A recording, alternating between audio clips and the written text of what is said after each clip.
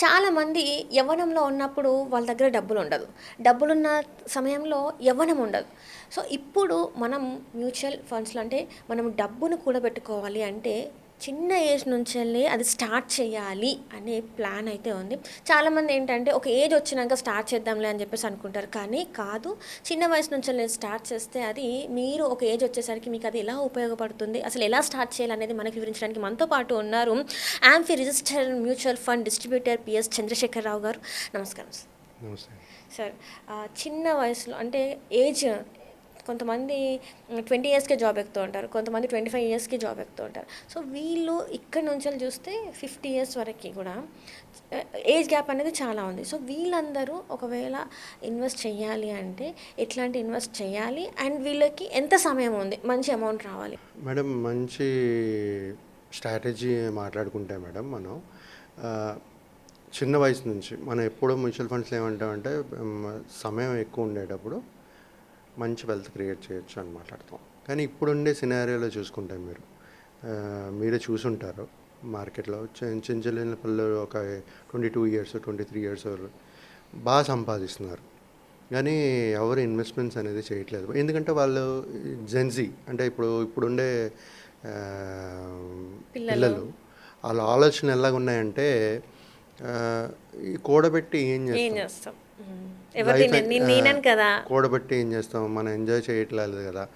So నేను ప్రతి ఒక్కరికి చెప్పేది ఏంటంటే మీరు లైఫ్ ఎంజాయ్ చేస్తూ ఇన్వెస్ట్మెంట్స్ అనేది కూడా చేయాలి. ఎందుకంటే మీరు కొంతమంది పిల్లలు వాళ్ళ పేరెంట్స్ స్ట్రగుల్ అయింది చూసుంటారు, వాళ్ళు పెంచడానికి కానీ వాళ్ళ ఇన్కమ్ సోర్స్ కానీ చూసుంటారు. కొంతమంది రిచ్ ఫ్యామిలీస్ నుంచి వచ్చి ఉంటారు. సో ఇలాంటి వాళ్ళు అందరూ కలిసేటప్పుడు ఏమవుతుందంటే ఇంతవరకు నేను ఎంజాయ్ చేయలేదు కదా, ఇప్పుడు సంపాదిస్తున్నాను కదా, ఎంటర్టైన్మెంట్కి వెళ్ళిపోతారు.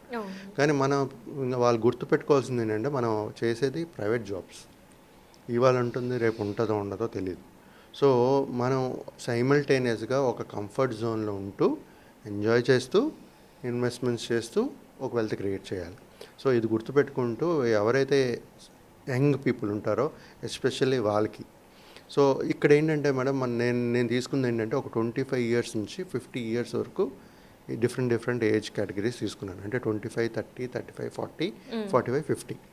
సో ఇక్కడ ఎప్పుడైతే మనం ఏజ్ మాట్లాడుకుంటున్నామో రిస్క్ ఎపటైట్ అనేది చూసుకోవాలి. అంటే ఎవరి అయితే తక్కువ ఏజ్ ఉంటుందో వాళ్ళు ఎక్కువ రిస్క్ తీసుకోగలుగుతారు. ఎందుకంటే వాళ్ళకి సంపాదించే సమయం ఎక్కువ ఉంటుంది, వాళ్ళ జాబ్ ఉండే ఇది ఆపర్చునిటీస్ కూడా ఎక్కువ ఉంటాయి.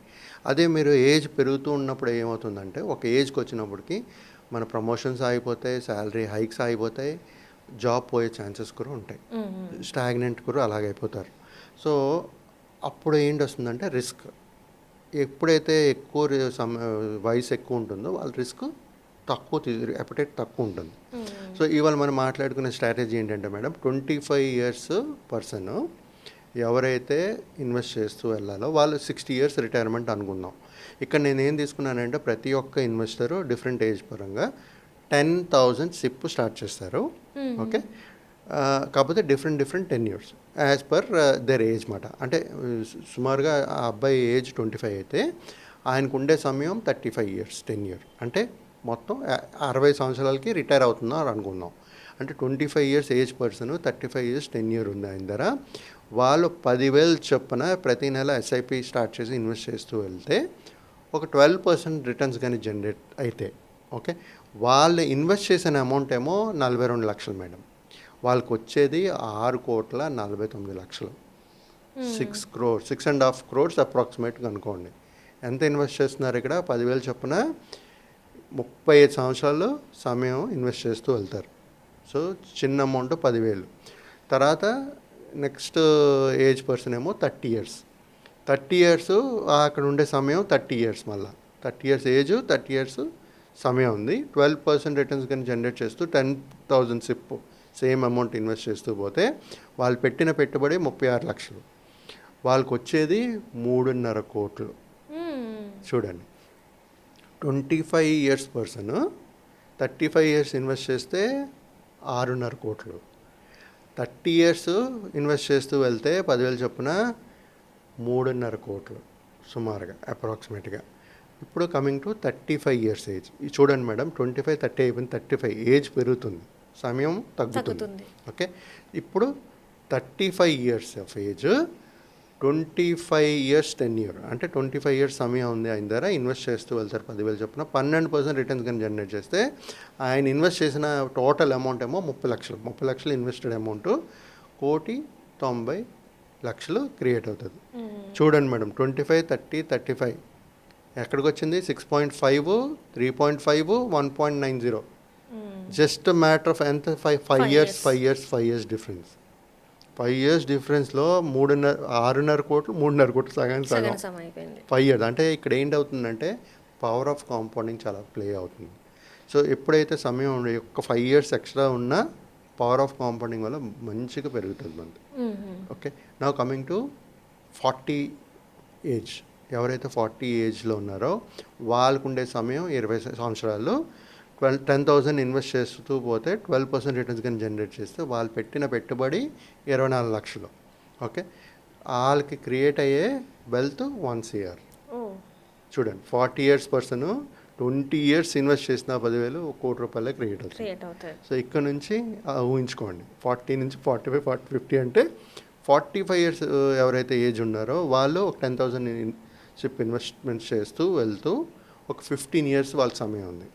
చేస్తూ వెళ్తే ఒక 12% రిటర్న్స్ కానీ జనరేట్ చేస్తే వాళ్ళు పెట్టిన పెట్టుబడి 18 లక్షలు, వాళ్ళకి వచ్చేది 50.5, 50 lakhs, 50 lakhs అప్రాక్సిమేట్గా అనుకోండి. అంటే 50 లక్షలే వస్తున్నాయి ఎవరికి? 45 ఇయర్స్ ఏజ్. 50 ఇయర్స్కి వెళ్తే మళ్ళీ 10,000 సిప్, 10 ఇయర్స్ సమయం ఉంది ఆయనకి. 12% రిటర్న్స్ కానీ జనరేట్ చేస్తే వాళ్ళు పెట్టిన పెట్టుబడి 12 lakhs, వాళ్ళకి వచ్చేది 23 లక్షలు. సో ఎప్పుడైతే సమయం తగ్గుతూ ఉంటుందో మన వెల్త్ క్రియేషన్ కూడా తగ్గిపోతూ ఉంటుంది. సో ఇప్పుడు వచ్చే నా దగ్గర వచ్చే ఇన్వెస్టర్స్ అందరిని చూస్తే ఒక 30, 35 ఆ ఏజ్లో ఉన్నారు. సో వాళ్ళు ఇప్పుడు ఇలాంటి ఒక 6.5 కానీ 3.53 కానీ కార్పస్ క్రియేట్ చేయాలంటే వాళ్ళ ఎస్ఐపి అమౌంట్ చాలా హ్యూజ్ ఉంటుంది, చాలా ఎక్కువ అమౌంట్ కట్టాల్సి వస్తుంది. సో ఎవరైతే యంగ్స్టర్స్ ఉన్నారో ఆ సిచ్యువేషన్ వరకు రాకుండా ముందు నుంచే చిన్న 10,000 కూడా కట్టకుండా 6.5 కోట్లు మీరు పోనీ 25 ఇయర్స్లో చేయకపోయినా 30 ఇయర్స్లో చేయగలరు కదా. సో అది 3.53 CR క్రియేట్ అవుతుంది 30 ఇయర్స్లో. అదే 30 ఇయర్స్ని కూడా మీరు తగ్గించుకోవాలనుకున్నా 30 ఇయర్స్ సమయం, ఫర్ ఎగ్జాంపుల్ ప్రతి ఒక్కరు 65 సంవత్సరాల్లో రిటైర్ అనుకోరు కదా, 45, 50 ఇయర్స్కే అయిపోవాలనుకుంటారు.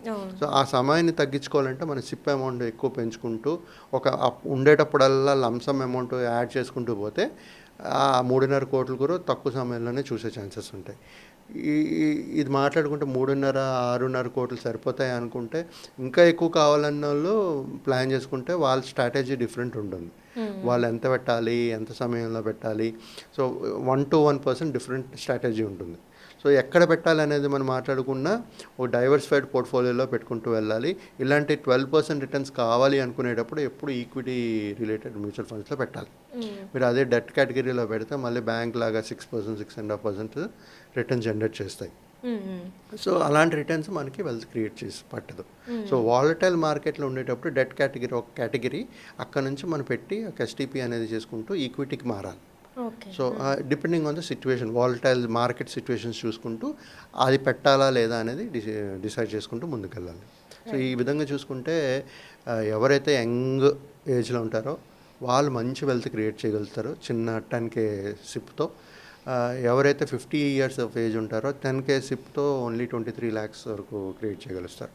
సో వాళ్ళు ఇప్పుడు ఎవరైతే ఒక 50, 45 ఇయర్స్లో ఉన్నారో వాళ్ళు ఇలాంటి 3.5-6 కోట్లు క్రియేట్ చేయాలంటే మాత్రం వాళ్ళు సిప్ అమౌంట్లో పెద్ద అమౌంట్గా ఇన్వెస్ట్ చేస్తూ వెళ్ళాలి.